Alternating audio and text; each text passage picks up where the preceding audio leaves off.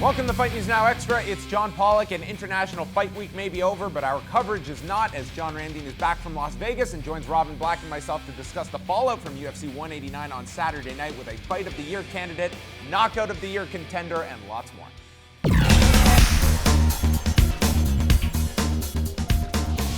All eyes were focused on Conor McGregor and Chad Mendes throughout Fight Week, and their main event certainly answered many questions. An aggressive McGregor attacked the body immediately and would continue to do so throughout the fight, while Mendes relied on his takedowns, successfully completing 4 takedowns and damaging McGregor with a cut over his right eye. As Mendes was in top position in the second round, he went for a guillotine, allowing McGregor the opening to stand up and connect with a right jab, and followed with a left hook to put Mendes down and finish him with strikes at 4:57 of the second round, and becomes the new interim featherweight champion. Robbie Lawler cemented his legacy with one of the best championship fights in UFC history, stopping Rory McDonald in the 5th round at UFC 189 and earned Fight of the Night honors. The balance of power shifted numerous times, with Lawler letting his hands go in the 2nd and 3rd before McDonald connected with a head kick late in the 3rd and nearly stopped the champion. All 3 judges had McDonald up 3 rounds to 1 going into the 5th as he battled a broken nose and foot. Lawler connected with a left punch to the nose and McDonald went down and the fight was stopped. On Sunday night, the UFC was back again with a tough finale card from Las Vegas to cap off International Fight Week. The main event featured Stephen Wonderboy Thompson finishing off Jake Ellenberger in exciting fashion with a pair of spinning wheel kicks, the second bringing the fight to an end despite Ellenberger dropping Thompson earlier in the round. This was Thompson's 5th straight victory. And on the broadcast Sunday night, UFC President Dana White announced the 2 captains for the next season of The Ultimate Fighter. It will be season 22, with the new interim featherweight champion Conor McGregor leading a team of European lightweights against the American team, which will be led by Uriah Faber. Unlike most seasons, the 2 fighters will not be fighting at the end of the season, with McGregor scheduled to fight Jose Aldo at a date to be determined. Wednesday night, we are back. We will have a live preview show at 7:30 p.m. Eastern Time ahead of the Fight Night card from San Diego, California, which will be headlined by heavyweights Frank Mir and Todd Duffy. Here with Robin Black and the returning John Ramdeen, who is back from Las Vegas. And we'll start with you, Mr. Ramdeen, being there in the building on Saturday night. Tell us just a bit about that experience and the atmosphere live. Yeah, no, it was really started way before that. Way and I flew in on Tuesday, and we were there for International Fight Week. So the lead up to this event was crazy. There was the Irish support and the fan support in general for Conor McGregor was simply ridiculous. People were anticipating this fight. They were having such a great time. The Fan Expo was going on, Invicta was happening. So just all the lead up. And then the day before UFC 189 with the weigh-ins, you really got a sense of how big this fight card was. It was the biggest weigh-ins in UFC history and mixed martial arts history. It seemed like a fight was going to happen in this venue because people were anticipating it, and it was really just amazing to be a part of. But again, we had to get to Saturday night because as much as there was all this fanfare and hype around the fights have to be good. And the first couple of fights on the card, although Smolka and Neil Seery outstanding, a lot of the fights were decisions. And we got to see, maybe the future of a couple of divisions. But again, it wasn't the fights that fans were hoping for. And Matt Brown and Tim Means changed the momentum. And from there, things kept going and the anticipation kept building.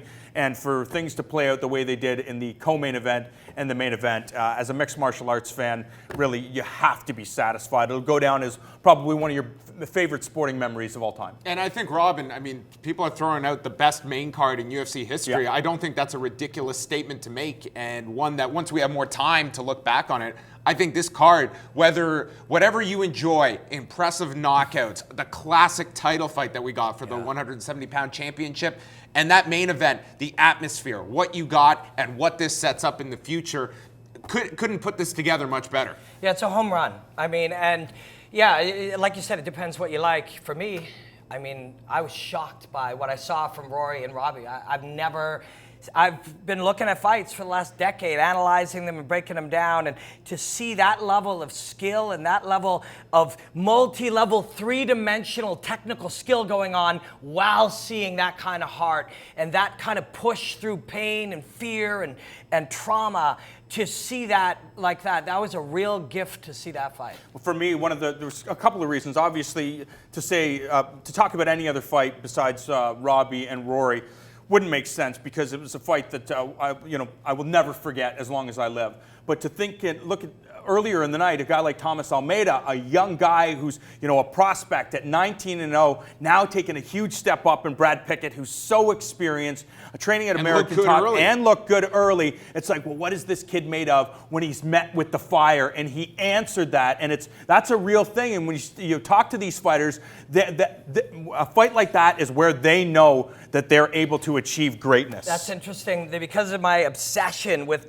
the fight itself, what's happening between the two men, sometimes I don't take in the big picture, like maybe I'm supposed to, it's part of my job. But the UFC hit a home run. It really did. Like, the biggest star has a crazy performance. They have the greatest fight of all time in the welterweight division that needs it, and you have prospects, and they have brand new uniforms and TV packaging, and Gunnar, branding. too. You see Gunnar, the submission people guy. singing, and a million people watching their home run show. Yeah. Yeah, and I think it was appropriate, the fact that at the Hall of Fame over the weekend, they were honoring the Matt Hughes-Frank Trigg fight. I believe that when we look back at the career of Robbie Lawler, ahead of the fight with Nick Diaz, the come from behind against Melvin Manhoff, the series with Johnny Hendricks, this to me will be the defining fight of Robbie Lawler's career. I mean, it kind of was a metaphor for his career, where it started off great, lots of promise, and then he was nearly finished in this fight, and then came back and stopped Rory McDonald. A classic fight that I think both men will be remembered for years to come. But the main event we should certainly touch upon. If there were questions for people going into this fight, I think Conor McGregor answered a lot of them, but we also did see that the takedowns were there for Chad Mendes, nailing 4 of them throughout that particular fight.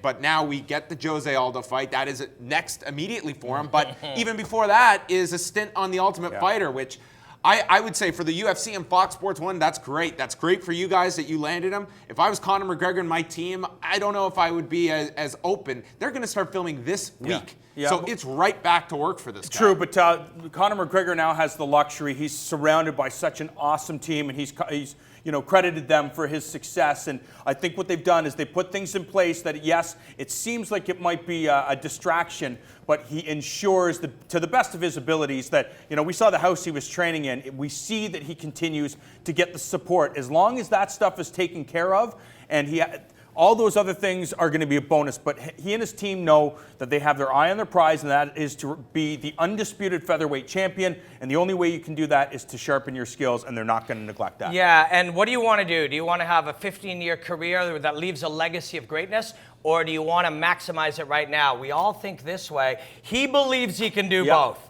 This guy believes that strongly, and if you want to ask about his belief, everyone was saying, what's the deal? Can he stop the takedowns? And his point, he never said it, but I read between the lines, his point was, it doesn't matter if I stop the takedowns. I'll stop some of them. The ones I don't, I'll get back up, or I'll stay safe and tire the other guy out. And if he's not tired enough, I'll stab him in the body with my toes, because every round starts standing, and I just got to left hand him a couple times. That's his belief. And we also have to remember, everybody's saying, well, Chad Mendes took this fight on short notice.